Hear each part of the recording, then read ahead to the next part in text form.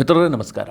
ಮಿತ್ರರೇ, ಲೋಕಸಭಾ ಚುನಾವಣೆಯಲ್ಲಿ INDIA ಕೂಟಕ್ಕೆ ಒಂದು ಸಣ್ಣ ಯಶಸ್ಸು ಸಿಕ್ಕಿತ್ತು. ಬಿಜೆಪಿಯನ್ನ ಏಕಾಂಗಿಯಾಗಿ ಅಧಿಕಾರಕ್ಕೆ ಬರದಂತೆ ತಡೆಯುವಲ್ಲಿ INDIA ಕೂಟ ಯಶಸ್ವಿಯಾಗಿತ್ತು.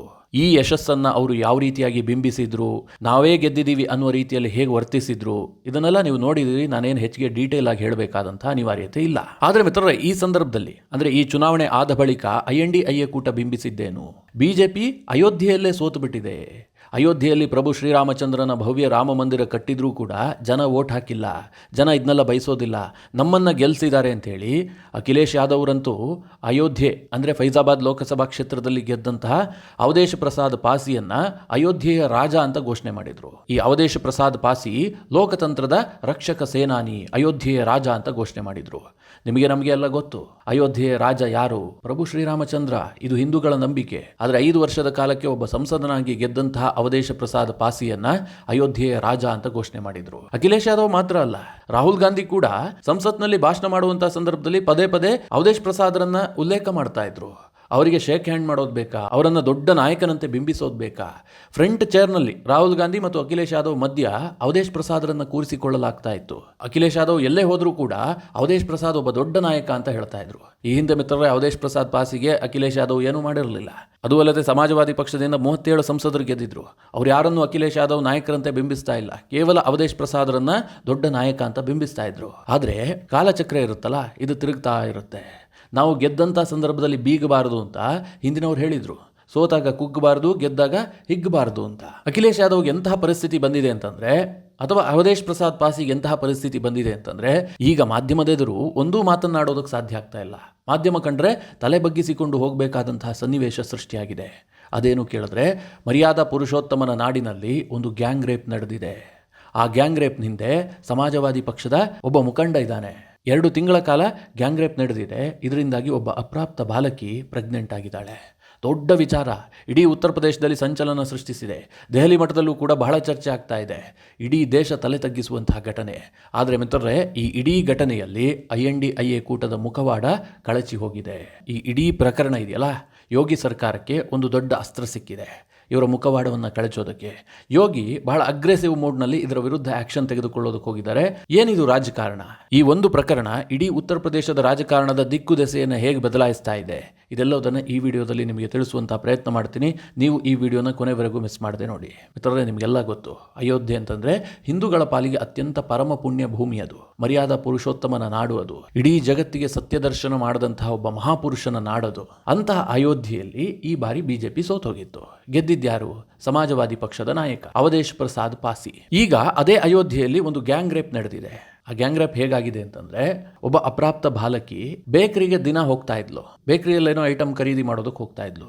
ಆ ಬೇಕರಿಯ ಮಾಲೀಕ ಇದ್ನಲ್ಲ, ಆತ ಆಕೆಗೆ ಬಿಸ್ಕೆಟ್ ನೀಡುವ ನೆಪದಲ್ಲಿ ಆಕೆಯ ಮೇಲೆ ಗ್ಯಾಂಗ್ ರೇಪ್ ಮಾಡಿದ್ದಾನೆ. ಆತ ಒಬ್ಬನೇ ಅಲ್ಲ, ಆತನ ಸಹಚರರ ಜೊತೆಗೆ ಸೇರಿಕೊಂಡು ಗ್ಯಾಂಗ್ ರೇಪ್ ಮಾಡಿದ್ದಾನೆ. ಆತನ ಹೆಸರು ಮೋಹಿನ್ ಖಾನ್. ಈ ಮೋಹಿನ್ ಖಾನ್ ಇದನ್ನಲ್ಲ, ಈ ಅವಧೇಶ್ ಪ್ರಸಾದ್ ಪಾಸಿಗೆ ರೈಟ್ ಹ್ಯಾಂಡ್ ಇದ್ದಂತೆ. ಇಡೀ ಚುನಾವಣೆಯಲ್ಲಿ ಮೋಹಿನ್ ಖಾನ್ ಅವಧೇಶ್ ಪ್ರಸಾದ್ ಪಾಸಿಯ ಜೊತೆಗೆ ಇದ್ದ. ಜೊತೆಗೆ ಆತ ಸಮಾಜವಾದಿ ಪಕ್ಷದ ಒಂದು ನಗರ ಘಟಕದ ಅಧ್ಯಕ್ಷ ಕೂಡ ಹೌದು. ತುಂಬಾ ಅತ್ಯಂತ ಆಪ್ತ. ಈಗ ಇದೇ ಮೋಹಿನ್ ಖಾನ್ ಒಬ್ಬ ಅಪ್ರಾಪ್ತ ಬಾಲಕಿಯ ಮೇಲೆ ಅತ್ಯಾಚಾರವನ್ನು ಎಸಗಿದ್ದಾನೆ. ಬರೋಬ್ಬರಿ 2 ತಿಂಗಳ ಕಾಲ ನಿರಂತರವಾಗಿ ಅತ್ಯಾಚಾರ ನಡೆದಿದೆ. ಅದು ಅಲ್ಲದೆ ಮಿತ್ರರೇ, ಆ ವಿಡಿಯೋಗಳನ್ನು ಮಾಡಿಕೊಂಡು ಆಕೆಗೆ ಹೆದರಿಸಲಾಗಿದೆ. ಆಕೆ ಮೊದಲೇ ಅಪ್ರಾಪ್ತೆ, ಆಕೆಗೆ ಏನು ಮಾಡಬೇಕು ಗೊತ್ತಿಲ್ಲ, ಗ್ಯಾಂಗ್ ರೇಪ್ ಆಗಿದೆ. ಇಷ್ಟೆಲ್ಲ ಆದರೂ ಕೂಡ ಈ ವಿಚಾರವನ್ನು ಬಾಯಿ ಬಿಟ್ಟಿದ್ದೆ ಆದರೆ ನಾನು ನಿನ್ನ ವಿಡಿಯೋಗಳನ್ನು ಸಾಮಾಜಿಕ ಜಾಲತಾಣದಲ್ಲಿ ಹರಿಬಿಡ್ತೀನಿ, ನಿನ್ನ ಜೀವನವನ್ನೇ ಹಾಳು ಮಾಡ್ತೀನಿ ಅಂತ ಈ ಮೋಹಿನ್ ಖಾನ್ ಹೆದರಿಸಿದ್ದಾನೆ. 2 ತಿಂಗಳಾಗಿ ಹೋಗಿದೆ. ಅಂತಿಮವಾಗಿ ಏನಾಯಿತು? ಆ ಅಪ್ರಾಪ್ತ ಬಾಲಕಿ ಪ್ರೆಗ್ನೆಂಟ್ ಆಗಿದ್ದಾಳೆ. ಇದಾಗ್ತಿದ್ದ ಹಾಗೆ ಮನೆಯವರಿಗೆ ವಿಚಾರ ಗೊತ್ತಾಗ್ತಿದ್ದ ಹಾಗೆ ದೊಡ್ಡ ಮಟ್ಟದಲ್ಲಿ ಸುದ್ದಿ ಆಗಿದೆ. ಆ ಸಂತ್ರಸ್ತರು ಈಗ ಯೋಗಿಯನ್ನು ಬಂದು ಭೇಟಿಯಾಗಿದ್ದಾರೆ. ನನ್ನ ಮಗಳಿಗೆ ಈ ರೀತಿಯಾಗಿ ಅನ್ಯಾಯ ಆಗಿದೆ ಅಂತ. ಇದನ್ನೆಲ್ಲ ನೋಡಿದಂತಹ ಯೋಗಿ ಪೊಲೀಸರಿಗೆ ಕಾನೂನು ಪ್ರಕಾರ ಕ್ರಮ ಕೈಗೊಳ್ಳೋದಕ್ಕೆ ಸೂಚನೆ ಕೊಟ್ಟಿದ್ದಾರೆ. ಮಿತ್ರರೇ, ಯಾವಾಗ ಈ ಪ್ರಕರಣ ಹೊರಬಂತೋ ಉತ್ತರ ಪ್ರದೇಶ ರಾಜಕಾರಣದಲ್ಲಿ ಬಿರುಗಾಳಿ ಎಬ್ಬಿಸಿದೆ. ಯಾಕೆ ಗೊತ್ತಾ? ಇಲ್ಲಿ ಅತ್ಯಾಚಾರ ಆಗಿದ್ದು ಅತ್ಯಂತ ಹಿಂದುಳಿದ ವರ್ಗದ ಓರ್ವ ಅಪ್ರಾಪ್ತ ಬಾಲಕಿಗೆ. ಅತ್ಯಾಚಾರ ಮಾಡಿದ್ಯಾರು? ಮೋಹಿನ್ ಖಾನ್. ಆತ ಬೇಕರಿ ನಡೆಸ್ತಾ ಇದ್ದ ಸಮಾಜವಾದಿ ಪಕ್ಷದ ನಾಯಕ, ಜೊತೆಗೆ ಫೈಜಾಬಾದ್ ಕ್ಷೇತ್ರದ ಸಂಸದರಾಗಿರುವಂತಹ ಅವಧೇಶ್ ಪ್ರಸಾದ್ ಪಾಸಿಯ ರೈಟ್ ಹ್ಯಾಂಡ್. ಯಾವಾಗಲೂ ಜೊತೆಗೆ ಇರ್ತಾರೆ, ಕ್ಷೇತ್ರವನ್ನು ನೋಡಿಕೊಳ್ಳುವಂತಹ ನಾಯಕ. ಆತನೇ ರೇಪ್ ಮಾಡಿದ್ದಾನೆ. ಈಗ ಇಡೀ ಅಯೋಧ್ಯೆ ಸೇರಿದಂತೆ ಉತ್ತರ ಪ್ರದೇಶದಲ್ಲಿ ಈ ಬಗ್ಗೆ ಬಹಳ ದೊಡ್ಡ ಚರ್ಚೆ ಆಗ್ತಾ ಇದೆ. ಯೋಗಿ ಸರ್ಕಾರ ಏನು ಕ್ರಮ ಕೈಗೊಳ್ಳುತ್ತೆ ಅನ್ನೋದ್ರ ಬಗ್ಗೆ ಕುತೂಹಲ ಇದೆ. ಯಾಕೆಂದ್ರೆ ಈ ಹಿಂದೆ ಇಂತಹ ಪ್ರಕರಣದಲ್ಲಿ ಯೋಗಿ ಏನು ಮಾಡಿದ್ದಾರೆ? ಆರೋಪಿಯನ್ನು ಗುಂಡು ಹಾಕಿ ತೆಗೆದಿದ್ದಾರೆ. ಆರೋಪಿಯ ಮನೆ ಮೇಲೆ ಬುಲ್ಡೋಸರ್ ನುಗ್ಗಿಸಿದ್ದಾರೆ. ಇಂತಹ ಕಠಿಣವಾದ ಕ್ರಮಗಳನ್ನು ಯೋಗಿ ತೆಗೆದುಕೊಂಡಿದ್ದಾರೆ. ಅಂತಹ ಕಠಿಣ ಕ್ರಮಗಳನ್ನು ಈಗಲೂ ಯೋಗಿ ತೆಗೆದುಕೊಳ್ತಾರಾ ಅನ್ನುವಂಥದ್ದು ಒಂದನೇ ಪ್ರಶ್ನೆ. ಎರಡನೇದಾಗಿ ಮಿತ್ರರೇ, ಈ ಇಡೀ ಘಟನೆಯಿಂದ ಸಮಾಜವಾದಿ ಪಕ್ಷದ ನಾಯಕರ ಮುಖವಾಡ ಬಯಲಾಗಿದೆ. ನಿಮಗೆಲ್ಲ ಗೊತ್ತಿರಬಹುದು, ಹಾಥ್ರಾಸ್ನಲ್ಲಿ ಒಂದು ಘಟನೆ ನಡೆಯುತ್ತೆ. ರಾಹುಲ್ ಗಾಂಧಿ ಅಲ್ಲಿ ಹೋಗ್ತಾರೆ. ರಾಹುಲ್ ಗಾಂಧಿ ಅಲ್ಲಿ ಹೋಗಿ ರಾಜಕೀಯ ಮಾಡ್ತಾರೆ. ಈಗ ವಯನಾಡಿನಲ್ಲಿ ಭೂಕುಸಿತ ಆಗಿದೆ. ರಾಹುಲ್ ಗಾಂಧಿ ಪ್ರಿಯಾಂಕಾ ಗಾಂಧಿ ಅಲ್ಲಿ ಹೋಗಿ ಅದ್ರ ಬಗ್ಗೆ ಮಾತನಾಡ್ತಾರೆ. ಕೇಂದ್ರ ಸರ್ಕಾರ ಕ್ರಮ ಕೈಗೊಳ್ಳುತ್ತಿಲ್ಲ ಅಂತಾರೆ. ಮಣಿಪುರಕ್ಕೆ ಪದೇ ಪದೇ ರಾಹುಲ್ ಗಾಂಧಿ ಹೋಗಿದ್ದಾರೆ. ಎಲ್ಲೇ ಏನೇ ಆದರೂ ತನ್ನ ವಿರೋಧಿ ಪಕ್ಷದ ಆಡಳಿತ ಇದ್ದಾಗ ಅಲ್ಲಿಗೆ ಹೋಗ್ತಾರೆ. ಈಗಲೂ ಕೂಡ ಉತ್ತರ ಪ್ರದೇಶದಲ್ಲಿ ಇಂತಹದೊಂದು ದುರ್ಘಟನೆ ನಡೆದಿದೆ. ರಾಹುಲ್ ಗಾಂಧಿ ಈ ಬಗ್ಗೆ ತುಟಿ ಬಿಚ್ಚಿಲ್ಲ. ಹಾಗೆ ನೋಡೋಕೆ ಹೋದ್ರೆ ಮಿತ್ರರೇ, ರಾಹುಲ್ ಗಾಂಧಿ ಮಾತನಾಡಲೇಬೇಕಲ್ವಾ? ಉತ್ತರ ಪ್ರದೇಶದಲ್ಲಿ ಆಡಳಿತ ಇರೋದು ಯಾರದ್ದು? ಬಿಜೆಪಿಯದ್ದು. ಆದರೂ ಕೂಡ ರಾಹುಲ್ ಗಾಂಧಿ ಈ ಬಗ್ಗೆ ಮಾತನಾಡ್ತಾ ಇಲ್ಲ. ಯಾಕೆ ಅಂತಂದ್ರೆ, ಈ ಮೊಹಿನ್ ಖಾನ್ ಇದನಲ್ಲ, ಈತ ಸಮಾಜವಾದಿ ಪಕ್ಷದ ನಾಯಕ, ಅಖಿಲೇಶ್ ಯಾದವ್ ಪಕ್ಷದ ನಾಯಕ. ಈಗ ಮಾತನಾಡಿದ್ರೆ ತನ್ನ ಬುಡಕ್ ಬರುತ್ತೆ. ಇದಕ್ಕೆ ರಾಹುಲ್ ಗಾಂಧಿ ಆಗಲಿ, ಪ್ರಿಯಾಂಕಾ ಗಾಂಧಿ ಆಗಲಿ, ಕಾಂಗ್ರೆಸ್ನ ಯಾವೊಬ್ಬ ಮುಖಂಡನೂ ಕೂಡ ಎಲ್ಲೂ ಮಾತನಾಡ್ತಾ ಇಲ್ಲ. ರಾಹುಲ್ ಗಾಂಧಿ ಹಾಗಿರಲಿ ಮಿತ್ರರೇ, ಅಖಿಲೇಶ್ ಯಾದವ್ ಈ ಬಾರಿ ರಾಜಕಾರಣ ಮಾಡಿದ್ದೇನು? ಇಡೀ ಉತ್ತರ ಪ್ರದೇಶದ ಚುನಾವಣೆಯಲ್ಲಿ PDA ಫಾರ್ಮುಲಾವನ್ನ ಹೋದಲ್ಲಿ ಬಂದಲ್ಲಿ ಹೇಳಿದ್ರು. ಹಿಂದುಳಿದ ವರ್ಗ, ದಲಿತರು, ಅಲ್ಪಸಂಖ್ಯಾತರು, ಅತ್ಯಂತ ಹಿಂದುಳಿದ ವರ್ಗದವರು, ಇವರ ಬಗ್ಗೆ ನಾವು ಧ್ವನಿಯಾಗಿರ್ತೀವಿ, ಇವರನ್ನ ಮೇಲೆತ್ತುವಂತಹ ಕೆಲಸವನ್ನ ನಾವು ಮಾಡ್ತೀವಿ ಅಂತ ಹೇಳಿ ಅಖಿಲೇಶ್ ಯಾದವ್ ದೊಡ್ಡ ಮಟ್ಟದಲ್ಲಿ ಪ್ರಚಾರ ಗಿಟ್ಟಿಸಿದ್ರು. ಆದ್ರೆ ಈಗಾಗಿರೋದೇನು? ರೇಪ್ ಮಾಡಿರುವಂತಹದ್ದು ಮೊಯಿನ್ ಖಾನ್. ರೇಪ್ ಆಗಿದ್ಯಾರಿಗೆ? ಅತ್ಯಂತ ಹಿಂದುಳಿದ ವರ್ಗಕ್ಕೆ ಸೇರಿದಂತಹ ಕಡುಬಡ ಯುವತಿಗೆ, ಅದು ಕೂಡ ಅಪ್ರಾಪ್ತ ಯುವತಿ. ಆಕೆಯ ಮೇಲೆ ರೇಪ್ ಆಗಿದೆ, ಆಕೆ ಪ್ರೆಗ್ನೆಂಟ್ ಆಗಿದ್ದಾಳೆ. ಇಷ್ಟಾದ್ರೂ ಕೂಡ ಅಖಿಲೇಶ್ ಯಾದವ್ ಇದುವರೆಗೆ ಮಾತನಾಡಿಲ್ಲ. ಈ ಹಿಂದೆ ಫೈಜಾಬಾದ್ನಲ್ಲಿ ಗೆಲ್ತಿದ್ದಂತೆ ಎಲ್ಲಾ ಕಡೆ ಘೋಷಣೆ ಮಾಡಿಬಿಟ್ರು, ಅಯೋಧ್ಯೆಯ ರಾಜ ಈತ. ಈಗ ಅದೇ ಸಂಸದನ ಅತ್ಯಂತ ರೈಟ್ ಹ್ಯಾಂಡು, ತನ್ನ ಪಕ್ಷಕ್ಕೆ ಸೇರಿದಂತಹ ಒಬ್ಬ ಮುಖಂಡ ರೇಪ್ ಮಾಡಿದ್ದಾನೆ. ಆತನ ವಿರುದ್ಧವಾಗಿ ಯಾವುದೇ ರೀತಿಯಲ್ಲೂ ಕ್ರಮ ಕೈಗೊಂಡಿಲ್ಲ. ಮಾಧ್ಯಮಗಳಿಗೆ ಒಂದೇ ಒಂದು ಹೇಳಿಕೆ ಕೊಟ್ಟಿಲ್ಲ. ಈ ಬಗ್ಗೆ ಲೋಕಸಭೆಗೆ ಬಂದಂತಹ ಅಖಿಲೇಶ್ ಯಾದವ್ಗೆ ಮಾಧ್ಯಮದವರು ಪ್ರಶ್ನೆ ಮಾಡೋದಕ್ಕೆ ಹೋಗಿದ್ದಾರೆ. ಅಖಿಲೇಶ್ ಯಾದವ್ ಮಾತನಾಡಿಲ್ಲ. ಅಷ್ಟೇ ಯಾಕೆ, ಅವರ ಪತ್ನಿ ಡಿಂಪಲ್ ಯಾದವ್ ಉತ್ತರ ಪ್ರದೇಶದಲ್ಲಿ ಮಹಿಳೆಯರು ಅತ್ಯಂತ ಸಂಕಷ್ಟ ಎದುರಿಸ್ತಾ ಇದ್ದಾರೆ, ಮಹಿಳೆಯರು ಹೊರಬರೋದಕ್ಕೆ ಸಾಧ್ಯ ಇಲ್ಲ ಅಂತ ಆಗಾಗ ಪ್ರತಿಭಟನೆ ಮಾಡ್ತಾ ಇರ್ತಾರೆ, ಆಗಾಗ ಸರ್ಕಾರದ ವಿರುದ್ಧ ವಾಗ್ದಾಳಿ ಮಾಡ್ತಾ ಇರ್ತಾರೆ. ಇವರ ಕಾಲದಲ್ಲಿ ಹೇಗಿತ್ತು, ಈಗ ಉತ್ತರ ಪ್ರದೇಶವನ್ನು ಯೋಗಿ ಯಾವ ರೀತಿಯಾಗಿ ಬದಲಾಯಿಸಿದ್ದಾರೆ ಅಂತ ಇಡೀ ಜಗತ್ತಿಗೆ ಗೊತ್ತು. ಆದರೂ ಕೂಡ ಡಿಂಪಲ್ ಯಾದವ್ ಯೋಗಿ ಸರ್ಕಾರದ ವಿರುದ್ಧ ವಾಗ್ದಾಳಿ ನಡೆಸ್ತಾ ಇರ್ತಾರೆ.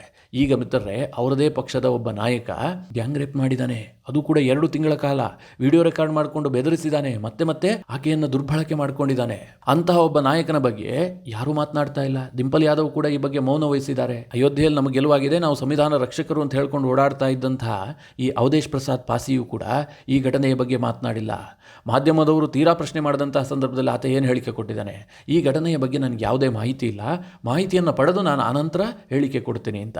ಅಂದರೆ ಮಿತ್ರರೇ, ರಾಹುಲ್ ಗಾಂಧಿ ಆಗಲಿ, INDIA ಕೂಟ ಆಗಲಿ, ಅಖಿಲೇಶ್ ಪ್ರಸಾದ್ ಯಾದವ್ ಆಗಲಿ, ಯಾರೂ ಕೂಡ ನೊಂದ ಯುವತಿಯ ಬಗ್ಗೆ ಧ್ವನಿ ಆಗ್ತಾ ಇಲ್ಲ. ಯಾಕೆ ಹೀಗೆ? ಇಲ್ಲೊಂದು ಬಹಳ ಇಂಟ್ರೆಸ್ಟಿಂಗ್ ವಿಚಾರ ಇದೆ. ಇಡೀ ಸಮಾಜವಾದಿ ಪಕ್ಷ ಇರಬಹುದು, INDIA ಕೂಟ ಇರಬಹುದು, ಅಡಕತ್ರಿಯಲ್ಲಿ ಸಿಕ್ಕಾಕೊಂಡಿದೆ. ಇಲ್ಲಿ ಪ್ರಿಯಾಂಕಾ ಗಾಂಧಿಯು ರಾಜಕಾರಣ ಮಾಡೋದಕ್ಕೆ ಸಾಧ್ಯ ಇಲ್ಲ, ರಾಹುಲ್ ಗಾಂಧಿಯು ರಾಜಕಾರಣ ಮಾಡೋದಕ್ಕೆ ಸಾಧ್ಯ ಇಲ್ಲ. ಯಾಕೆ ಗೊತ್ತಾ?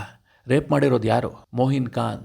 ನಿಮಗೆಲ್ಲ ಗೊತ್ತು, ಈ ಬಾರಿಯ ಲೋಕಸಭಾ ಚುನಾವಣೆಯಲ್ಲಿ ಉತ್ತರ ಪ್ರದೇಶದಲ್ಲಿ 92% ಮುಸ್ಲಿಮರು ಸಮಾಜವಾದಿ ಪಕ್ಷವನ್ನು ಬೆಂಬಲಿಸಿದ್ದಾರೆ. ಮುಸ್ಲಿಮರು ಇಷ್ಟೊಂದು ದೊಡ್ಡ ಪ್ರಮಾಣದಲ್ಲಿ ಸಮಾಜವಾದಿ ಪಕ್ಷವನ್ನು ಬೆಂಬಲಿಸಿದಂತಹ ಉದಾಹರಣೆಯೇ ಇಲ್ಲ. ಅಲ್ಲಿ ವೋಟ್ ಚದುರಿ ಹೋಗ್ತಾ ಇತ್ತು. ಉತ್ತರ ಪ್ರದೇಶದಲ್ಲಿ BSPಯು ಸ್ವಲ್ಪ ವೋಟನ್ನು ತೆಗೆದುಕೊಳ್ತಾ ಇತ್ತು. ಈ ಬಾರಿ ಮುಸ್ಲಿಮರು ಸಾಲಿಡ್ ಆಗಿ ಸಮಾಜವಾದಿ ಪಕ್ಷಕ್ಕೆ ವೋಟ್ ಹಾಕಿದ್ದಾರೆ. ಇಂತಹ ಪರಿಸ್ಥಿತಿಯಲ್ಲಿ ಮೊಹಿನ್ ಖಾನ್ ವಿರುದ್ಧ ಕ್ರಮ ಕೈಗೊಂಡಿದ್ದೆ ಆದರೆ ಮುಸ್ಲಿಮರು ಬೇಜಾರಾಗ್ಬಿಡ್ತಾರೆ. ಇದು ಅವರಿಗಿರುವಂತಹ ಆತಂಕ. ಹಾಗಂತ ಆಗಿರುವಂತಹದ್ದು ಯಾರಿಗೆ ಅನ್ಯಾಯ? ಅತ್ಯಂತ ಹಿಂದುಳಿದ ವರ್ಗಕ್ಕೆ ಸೇರಿದಂತಹ ಒಬ್ಬ ಯುವತಿಗೆ. ಆಕೆಯ ಬಗ್ಗೆ ಧ್ವನಿ ಎತ್ತದೇ ಇದ್ರೂ ಪರವಾಗಿಲ್ಲ, ಯಾಕೆಂದ್ರೆ ಅವರೆಲ್ಲ ಇನ್ನೂ ಜಾಗೃತರಾಗಿಲ್ಲ, ಅವರೆಲ್ಲ ಈ ರೀತಿಯಾಗಿ ರಾಜಕೀಯವಾಗಿ ಯೋಚನೆ ಮಾಡೋದಿಲ್ಲ. ಆದರೆ ಮುಸ್ಲಿಮರ ವಿರುದ್ಧ ನಾವು ಧ್ವನಿ ಎತ್ತಿದ್ದೆ ಆದರೆ ಅವರು ಬೇಸರಗೊಳ್ತಾರೆ, ನಮ್ಮ ಓಟು ಚದುರಿ ಹೋಗ್ಬಿಡುತ್ತೆ. ಇದು ಅವರ ಆತಂಕ. ಇನ್ನೂ ಒಂದು ಗಮನಿಸಬೇಕಾದ ಅಂಶ ಏನು ಗೊತ್ತಾ? ಅಯೋಧ್ಯೆಯಲ್ಲಿ ಈ ಮೊಹಿನ್ ಖಾನ್ ಈಗ ಇಷ್ಟೊಂದು ಚಿಗಿದುಕೊಂಡಿದ್ಯಾಕೆ? ಅವಧೇಶ್ ಪ್ರಸಾದ್ ಪಾಸಿಗೆ ಅಧಿಕಾರ ಸಿಕ್ಕಿದೆ, ಆತ ಸಂಸದನಾಗಿದ್ದಾನೆ. ಹೀಗಾಗಿ ಇಂತಹ ಧೈರ್ಯ ಮಾಡಿದ್ದು. ಇಲ್ಲದೆ ಹೋದರೆ ಮಿತ್ರರೇ, ಯೋಗಿಯ ರಾಜ್ಯದಲ್ಲಿ ಇಂತಹ ಧೈರ್ಯ ಮಾಡುವಂತಹ ತಾಕತ್ತು ಯಾರಿಗಿರುತ್ತೆ? ಸಾಧ್ಯವೇ ಇಲ್ಲ. ಎಂತಹ ಕ್ರಮಗಳಾಗತ್ತೆ ಅಂತ ಯೋಚನೆ ಮಾಡಿ. ಈತ ಧೈರ್ಯದಿಂದ 2 ತಿಂಗಳ ಕಾಲ ಒಬ್ಬ ಅಪ್ರಾಪ್ತ ಯುವತಿಯ ಮೇಲೆ ರೇಪ್ ಮಾಡಿದ್ದಾನೆ ಅಂತಂದ್ರೆ, ಅದನ್ನು ವಿಡಿಯೋ ಚಿತ್ರೀಕರಣ ಮಾಡಿ ಬೆದರಿಕೆ ಹಾಕಿದ್ದಾನೆ ಅಂತಂದ್ರೆ ಎಷ್ಟು ಧೈರ್ಯ ಬಂದಿರಬೇಕು. ಒಂದು ವೇಳೆ ಸಮಾಜವಾದಿ ಪಕ್ಷಕ್ಕೆ ಅಧಿಕಾರ ಸಿಕ್ಕಿದ್ದೆ ಆದರೆ ಎಂತಹ ದೌರ್ಜನ್ಯಗಳು ಸಮಾಜದಲ್ಲಿ ನಡೀಬಹುದು ಅಂತ ಯೋಚನೆ ಮಾಡಿ. ಯಾಕಂದ್ರೆ ಇವರು ಒಂದು ವರ್ಗದವರು ಏನೇ ತಪ್ಪು ಮಾಡಿದ್ರು ಕೂಡ ಅವ್ರು ಯಾವುದೇ ಕ್ರಮ ಕೈಗೊಳ್ಳೋದಿಲ್ಲ. ಅವ್ರು ಓಟ್ ಹಾಕ್ತಾರೆ ನಮಗೆ ಅಂತ. ಈಗ ಉತ್ತರ ಪ್ರದೇಶದಲ್ಲಿ ಆಗ್ತಿರೋದು ಇದೆ. ಆದರೆ ಮಿತ್ರರೇ, ಈಗ ಆ ಸಂತ್ರಸ್ತರು ಯೋಗಿಯನ್ನು ಭೇಟಿಯಾಗಿದ್ದಾರೆ. ಯೋಗಿ ಅವರಿಗೆ ಭರವಸೆ ಕೊಟ್ಟಿದ್ದಾರೆ, ನಾನು ಕಾನೂನು ಪ್ರಕಾರ ಕ್ರಮ ಕೈಗೊಳ್ತೀನಿ ಅಂತ. ಆದರೆ ಸಂತ್ರಸ್ತರ ಮನೆಯವರು ಏನು ಬೇಡಿಕೆ ಇಟ್ಟಿದ್ದಾರೆ, ಆ ಮೊಯಿನ್ ಖಾನ್ ಮತ್ತು ಆತನ ಸಹಚರನಿಗೆ ಗಲ್ಲು ಶಿಕ್ಷೆ ಆಗಬೇಕು, ಆತನ ಮನೆಯನ್ನ ಬುಲ್ಡೋಸರ್ನಿಂದ ಒಡೆದು ಹಾಕಬೇಕು ಅಂತ ಅವರು ಡಿಮ್ಯಾಂಡ್ ಇಟ್ಟಿದ್ದಾರೆ.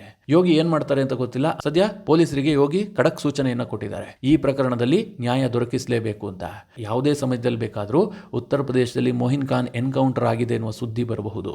ಅಷ್ಟರ ಮಟ್ಟಿಗೆ ಯೋಗಿ ಈ ಪ್ರಕರಣವನ್ನ ಸೀರಿಯಸ್ ಆಗಿ ತೆಗೆದುಕೊಂಡಿದ್ದಾರೆ. ಒಟ್ಟಿನಲ್ಲಿ ಈ ಅಯೋಧ್ಯೆಯ ಈ ಗ್ಯಾಂಗ್ ರೇಪ್ ಪ್ರಕರಣ ಇಡೀ ದೇಶ ತಲೆ ತಗ್ಗಿಸುವಂತಹ ಪ್ರಕರಣ ಆಗಿದ್ರೂ ಕೂಡ IND-IA ಕೂಟ ಮಾತ್ರ ಮೌನಕ್ಕೆ ಶರಣಾಗಿದೆ. ಯಾರೂ ಮಾತನಾಡ್ತಾ ಇಲ್ಲ, ಇಲ್ಲಿ ಯಾರೂ ಕೂಡ ಪ್ರತಿಭಟಿಸ್ತಾ ಇಲ್ಲ, ತಪ್ಪಿತಸ್ಥನಿಗೆ ಶಿಕ್ಷೆ ಆಗಬೇಕು ಅಂತ ಯಾರೂ ಹೇಳ್ತಾ ಇಲ್ಲ. ಇವರ ಡಬಲ್ ಸ್ಟ್ಯಾಂಡರ್ಡ್ ನೀತಿಯನ್ನು ಇಡೀ ದೇಶ ಅರ್ಥ ಮಾಡ್ಕೊಳ್ಬೇಕಾಗಿದೆ. ಮಿತ್ರರೇ, ಈ ಬಗ್ಗೆ ನೀವೇನು ಹೇಳ್ತೀರಿ? ನಿಮ್ಮ ಅನಿಸಿಕೆ ಅಭಿಪ್ರಾಯವನ್ನು ಕಮೆಂಟ್ ಮಾಡುವ ಮೂಲಕ ನಮಗೆ ತಿಳಿಸಿ. ಹಾಗೆ ನಿಮಗೆ ಈ ವಿಡಿಯೋ ಇಷ್ಟವಾದರೆ ಲೈಕ್ ಮಾಡಿ. ಜೊತೆಗೆ ನೀವಿನ್ನೂ ನಿಮ್ಮ ನೆಚ್ಚಿನ ಸಂಸ್ಕಾರ ಸೌರಭ ಯೂಟ್ಯೂಬ್ ಚಾನಲ್ನ ಸಬ್ಸ್ಕ್ರೈಬ್ ಮಾಡಿಲ್ಲ ಅಂತಾದರೆ ಈ ಕೂಡಲೇ ಸಬ್ಸ್ಕ್ರೈಬ್ ಮಾಡಿ. ಮುಂದಿನ ಎಲ್ಲ ಅಪ್ಡೇಟ್ಗಳ ನೋಟಿಫಿಕೇಷನ್ಗಾಗಿ ಬೆಲ್ ಐಕಾನ್ ಒತ್ತಿ.